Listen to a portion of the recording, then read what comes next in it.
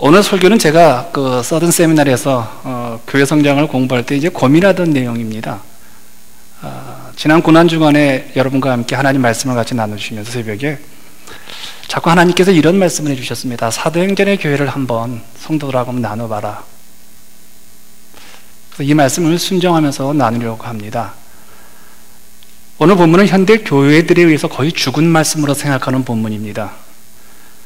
그 내용들을 무시함으로 위대한 교회가 될 수 있는 기회를 대부분의 현대 교회들이 놓쳐버리고 있는 말씀입니다.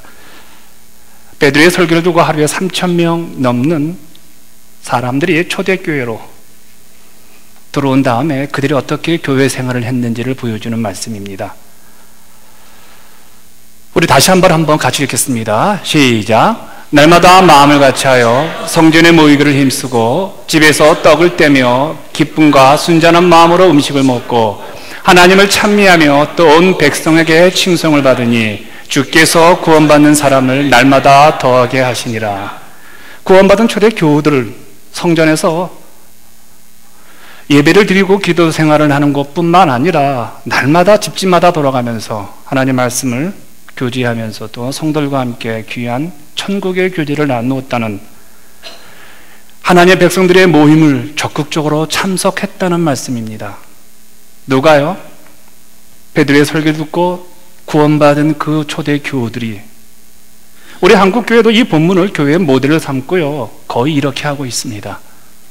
우리 교회도 그렇게 하고 있죠. 한국 교우들 얼마나 열심히 모입니까? 새벽 기도회, 금요 기도회, 수요 예배, 주일 저녁, 주일 오후 예배까지 있습니다. 거기다가 또 요즘은 셀 모임이라는 걸 통해서 저희 교회도 홈처치 모임을 하는 것처럼요. 거기다가 한국교회만 특징 중에 하나가 매주일 식사를 같이 합니다. 그것도 공짜로 밥을 먹지요. 그리고 홈처치에 가시면 또 식사가 빠지지 않고 있습니다. 그리고 한국교회 찬양이 또 얼마나 뜨겁습니까?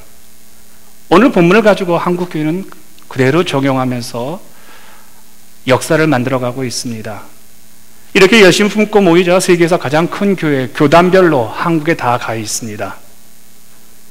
그런데 한국 교회와 오늘 본문에 소개되고 있는 이 초대교회와 차이가 하나가 있습니다.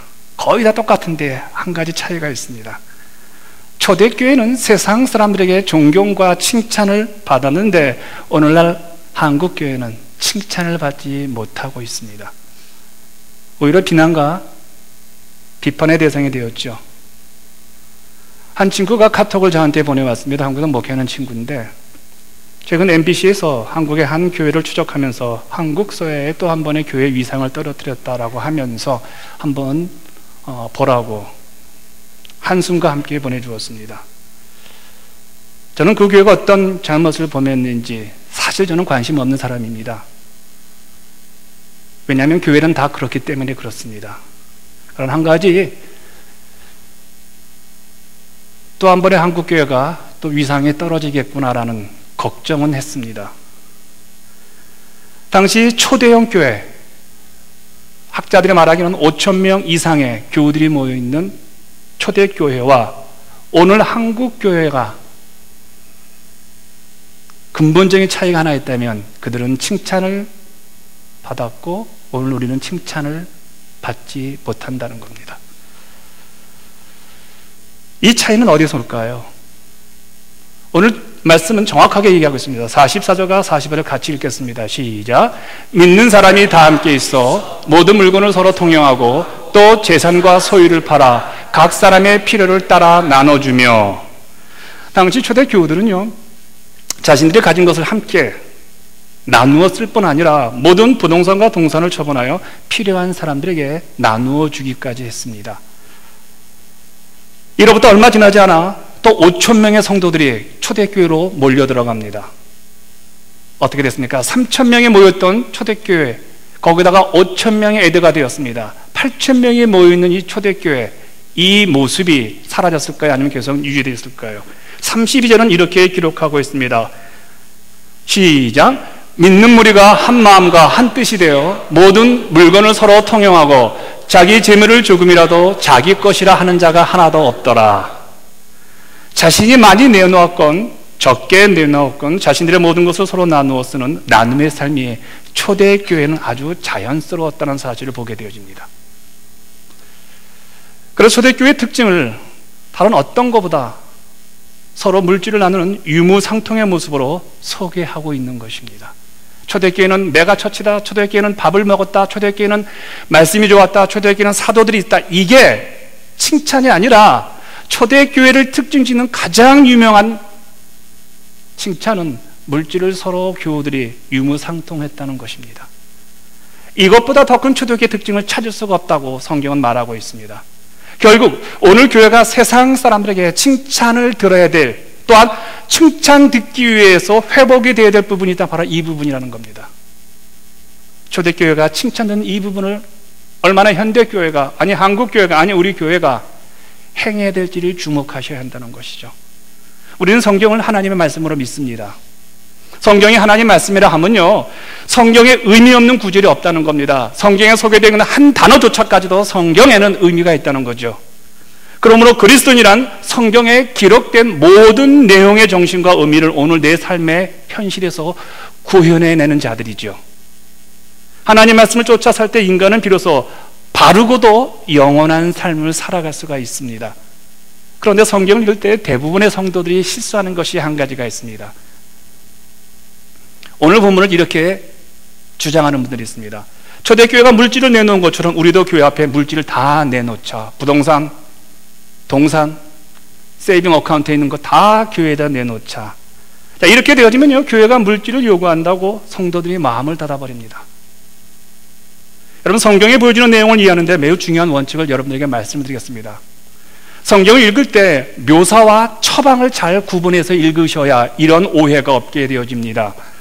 묘사는 어떤 환경과 어떤 사물을 설명할 때 쓰는 방법입니다.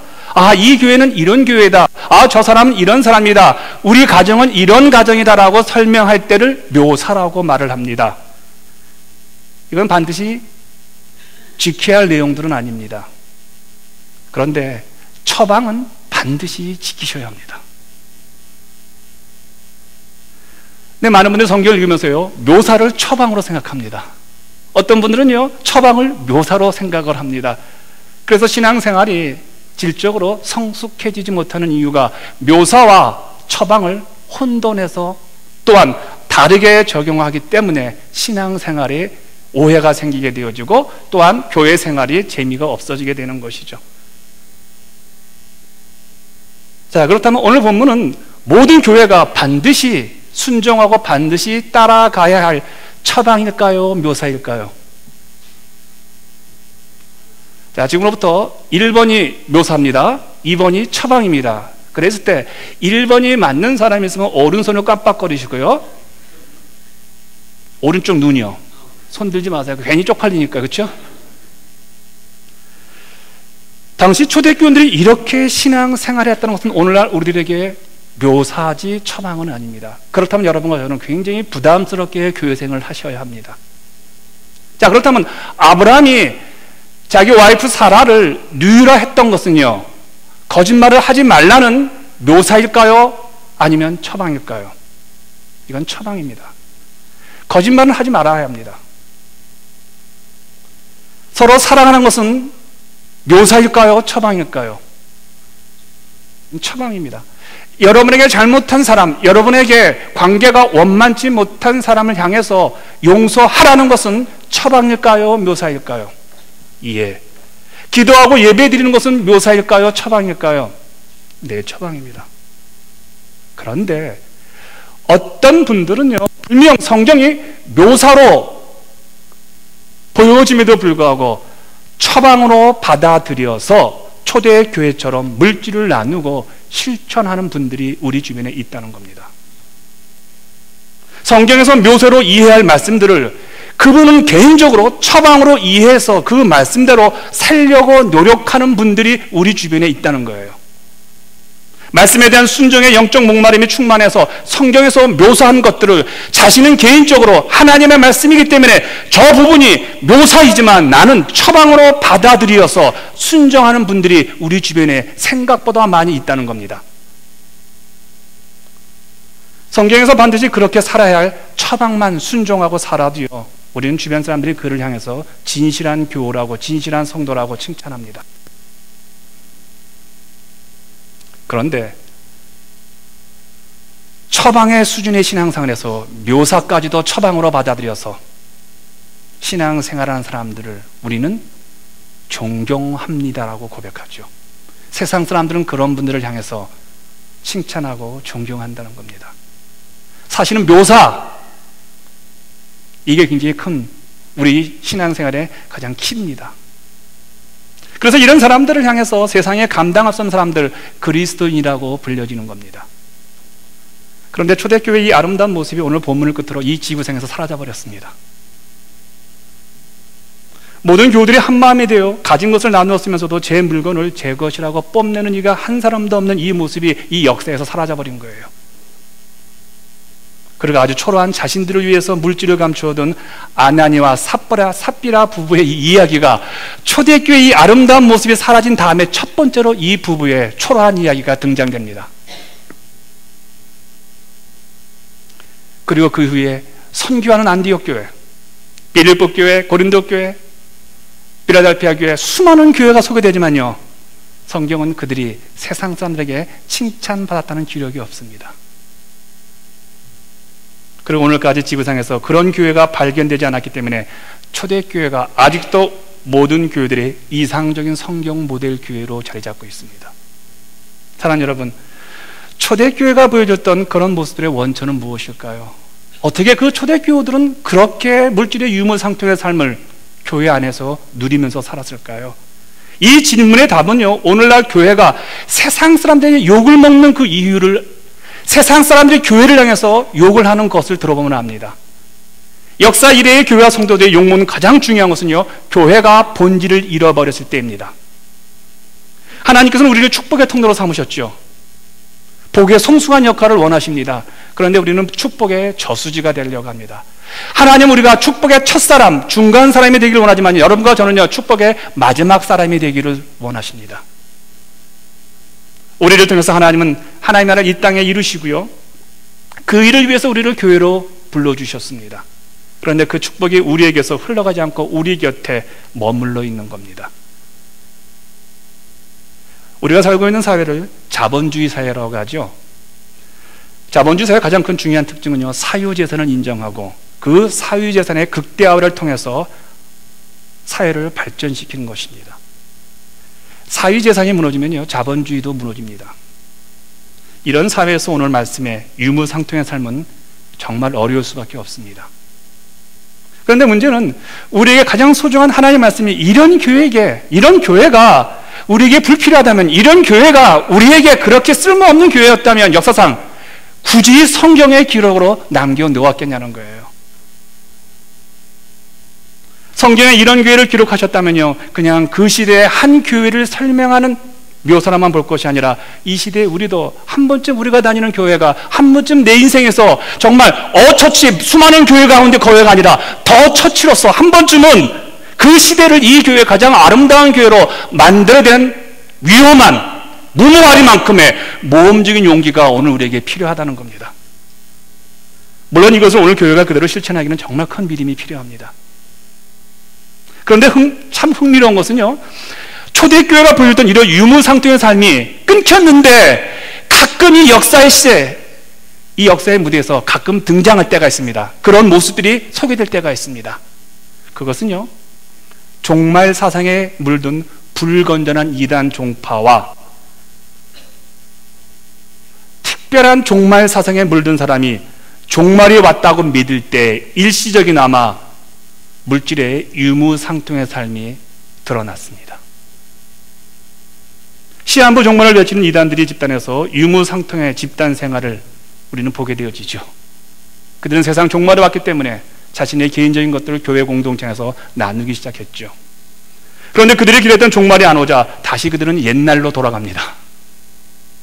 여기서 아주 중요한 영적 깨달음을 얻습니다.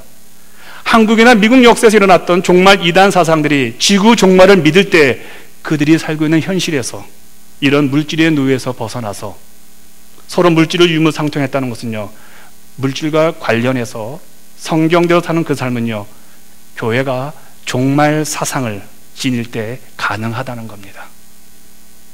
그렇습니다. 초대교회가 유무상통의 삶이 가능했던 이유도 바로 종말 신앙 때문에 그래요. 초대교회들은 주님이 그들의 살아 생전에 재림할 것을 믿었습니다. 그들은 자신들이 산 날 동안에 주님의 재림을 믿었기 때문에 예외 없이 물질에서 자유로울 수가 있었습니다. 주님의 오심이 임박했기 때문에 그들에게 물질이 난 단순한 필요한 충족 이상의 의미가 아니라 그 의미밖에 없다는 겁니다. 물질은 그들의 단지 함께 이웃과 나눴을 도구일 뿐이지 축적해둘 재산이 아니었다는 겁니다. 그런데 세월이 흐르고 초대교우들이 죽어가는데도 주님의 재림이 임하지 않았어요. 그러자 그들은 물질을 개인적인 축적으로 삼는 물질을 신봉하는 인간의 본연의 모습으로 다시 옛사람으로 돌아간 겁니다. 그 결과 오늘까지 성경에서 소개하고 있는 초대교회 물질의 유무상태의 모습이 나타나고 있지 않는 겁니다. 여러분, 초대교회가 놓친 진리가 하나 있습니다. 그들은 주님의 재림, 우리 예수가 다시 오시는 우주적 종말을 믿었지만 개인적 종말은 늘 의식하지 못하고 살았다는 겁니다. 인간 모두가 죽는 사실을 알았지만 내가 죽는 사실을 근거로 해서 하루하루를 보람 있는 삶을 살지를 못했다는 거예요. 죽음을 통해서 우리 모두가 영원한 하나님 나라에 들어간다는 사실을 알면서도요, 그들은 자신의 삶에 그 중요한 진리를 적용하지 못했다는 겁니다. 무슨 말일까요? 여러분, 주님의 우주적 종말만 고대하고 사는 사람들은요, 그 우주적 종말을 고대할 때는 물질을 나눌 수 있지만 우주적 종말이 자기가 살아있는 순간에 오지 않을 때는요, 다시 물질에 예습되고 말았다는 겁니다. 시한부 종말을 주장하는 이단들이 보여주는 삶은 역설적으로 우리에게 매우 중요한 영적 교훈을 주고 있죠. 여러분, 주님의 재림을 기다리며 사는 우리 모두가 반드시 기억해야 할 것은요, 주님의 재림이, 그 우주적 종말이 우리 생에 언제 올지 모르지만, 내일 올지 모레 올지 모르지만, 분명한 것은요, 개인적 종말은요, 반드시 나에게 온다는 겁니다. 이 세상에 끝나지 않아도 주님이 오시기 이전에 내 인생이 먼저 끝날지도 모른다는 겁니다. 그날 우리 각자는 어김없이 하나님 앞에 가가지고요, 이 땅에서 살았던 모든 삶을 심판받게 되어지죠. 그렇습니다. 우리는 우주적 종말과 더불어 개인 종말을 믿을 때 물질의 유무상통을 할 수가 있습니다. 오늘 현대교회가 믿어야 할 것은요, 우주적 종말과 더불어서 개인적 종말을 기억하면서 살아갈 때 오늘 본문의 성경적 정신을 우리는 이 땅에서 보여줄 수 있는 것이죠. 그런데 이런 일이 교회에서 벌어지면요, 굉장히 놀라운 일이 벌어집니다.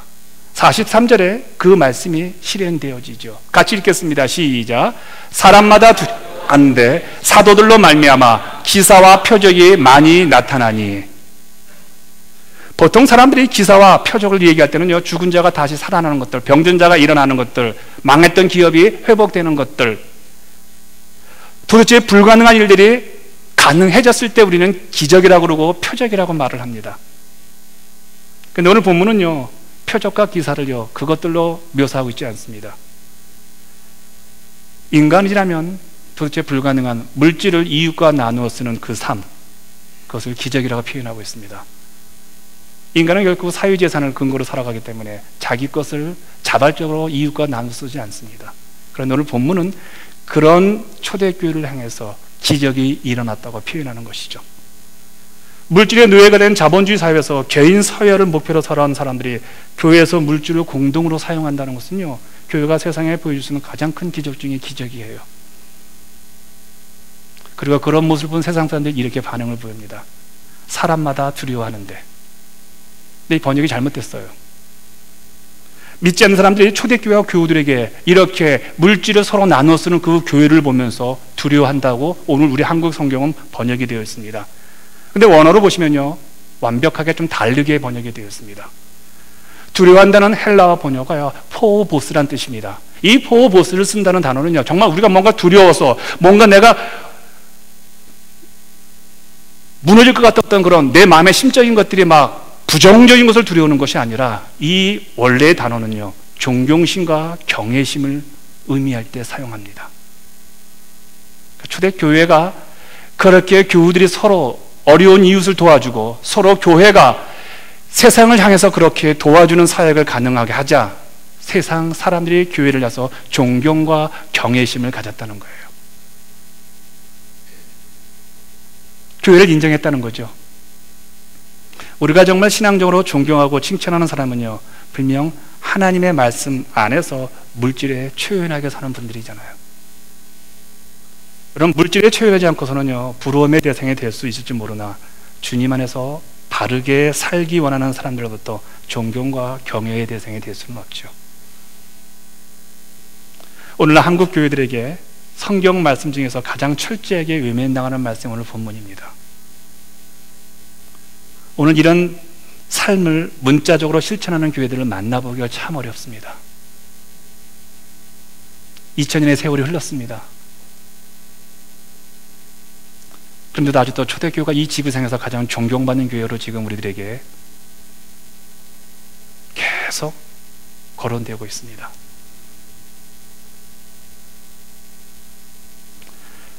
오늘날 한국교회가 세상으로부터 비판받는 것은요, 물질에 관한 한 세상 사람들보다 더 이기적이고 탐욕적이기 때문에 그렇다는 말을 많이 듣죠. 이런 현실 앞에서 오늘 여러분과 제가 고민해야 될 내용은 그겁니다. 내가 기뻐하는 것이 아니라, 우리 교회가 기뻐하는 일이 아니라 하나님이 기뻐하는 일이 무엇일까를 고민하셔야 합니다. 교회는 하나님이 원하시는 일을 하는 모임입니다. 교회란 하나님이 가장 관심 있는 일에 집중력을 가지고 실천하는 것이 교회입니다. 그럴 때 자연스럽게 칭찬 듣는 일들이 생겨지게 되어지죠. 교회가 칭찬받기 위해서 행하는 것이 아니라 하나님이 기뻐하신 일을 하게 되어지면요, 교회는 자연스럽게 칭찬을 받게 되어지죠.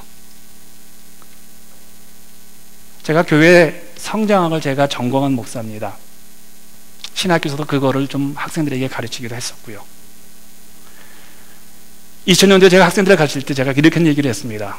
앞으로 여러분들이 살아가는 시절에는요, 설교를 잘하는 것도 중요하지만 더욱 중요한 것은 지역 사회에 칭찬을 듣지 않고서는 교회가 성장할 수가 없는 시대가 올 겁니다.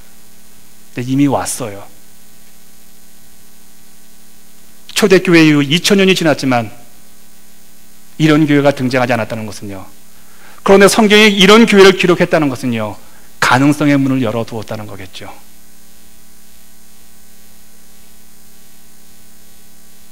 저는 우리 교회가 그런 교회가 되었으면 참 좋습니다. 42년 된 교회가 새롭게 시작한다는 것 쉬운 일은 아닙니다. 최근에 만나본 많은 목사님과 성도들이 그렇게 말을 합니다. 앞으로 목사님 교회를 기대하고 싶습니다 라고 했을 때 그 기대는 어떤 기대일까요? 제발 성경에서 보여주는 교회를 한번 목사님 교회가 한번 해보십시오 라는 거겠죠. 여러분 어떠세요? 최근 한국에서 칭찬되는 교회들이 등장하고 있습니다. 죄송합니다. 설교 이제는 거기서 거기에요. 목사님 제가 그렇게 말해서 죄송합니다. 찬양대 거기서 거기에요. 찬양 잘하는 사람 송정미 사모님 빼고는 다 거기가 거기에요. 정말이에요. 저는 그렇게 생각해요. 그런데 여러분, 거기서 거기는 안 교회가 있습니다. 한국 어떤 교회가 가장 급성장한 교회가 되어버렸습니다. 몇만 명이 되어버렸는데 그 교회가 학생들을 강단해서 교회를 했습니다. 그런데 학생들이 주일학교에 너무 급성장하는 겁니다. 그러자 그 아이들을 교육하고 양육해야 될 교육관이 필요한 겁니다. 그래서 그 교육관을 500억을 놓고 줬습니다. 그러다가 목사님이 회개를 했습니다. 그리고 그 건물을 짓고 몇 년만 쓰고 난 다음에 그 건물을 팔아서 사회에 환원해서 그 건물이 우리 교회가 아니라 세상의 모든 청소년들이 와서 교육할 수 있는 교육공간으로 기증하겠습니다라고요. 어떻게 됐을까요? 한국에 존경받는 목사님 계십니다.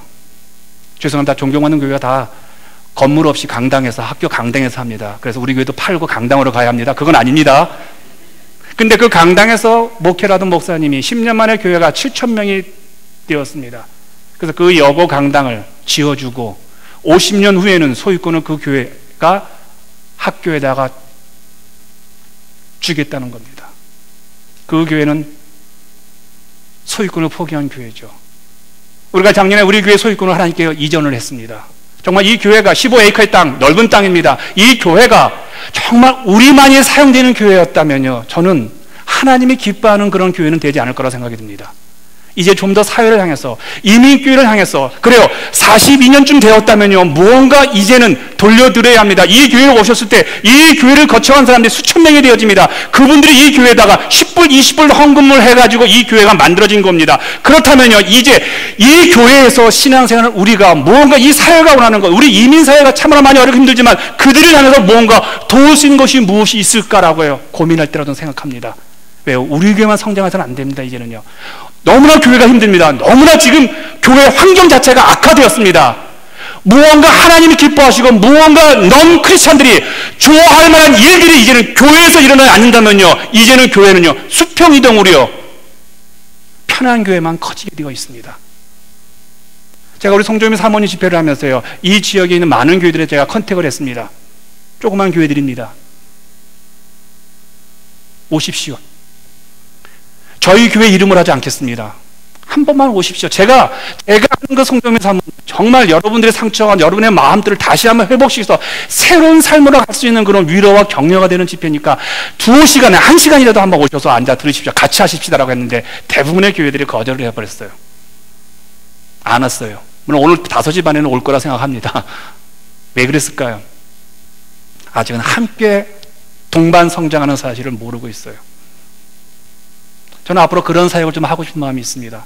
제가 처음 이 교회 왔을 때, 급성장했을 때, 넌 크리스찬들 온 게 아니라 무너진 교회들, 조그만 교회들이 다 우리 길에 들어왔었어요. 그때 제가 그렇게 말씀하지 않았습니까? 우리가 좀 더 건강했을 때 여러분들 재훈련시켜서 그 교회에 돌려보내겠다고요. 3년 동안만요. 우리 교회 할 수 있는 일은 무엇일까요? 칭찬 듣는 일 한번 해보십시다. 성경에 기록했다는 얘기는요, 가능성인데 그 가능성을 물론 묘사지만, 이 본문이 묘사지만 여러분과 제가 한번 우리 교회를 향한 처방으로 받아들여서 존경과 칭찬 듣는 그런 교회로 우리 오늘부터 한번 살아가는 우리 교회와 여러분 되시길 축복합니다. 같이 일어나겠습니다.